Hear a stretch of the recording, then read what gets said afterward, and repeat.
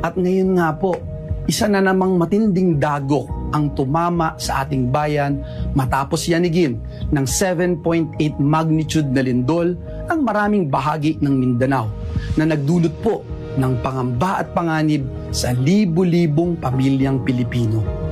Kailangan na po ang agarang tulong ng ating mga kababayan, ating mga kapatid sa Mindanao. Ang nakakalungkot po, hindi po makapagtrabaho ng maayos ang Senado. Hindi lang po dahil sa issue ng liderato, kundi dahil sa mga lockdown at patuloy na banta sa seguridad di umano ng ating institusyon. Naiipit po ang mga kawani ng Senado na nais lamang pong makapagtrabaho. The Senate staff should not be caught in the middle of this political fight. Hindi po pwedeng puro away na lang.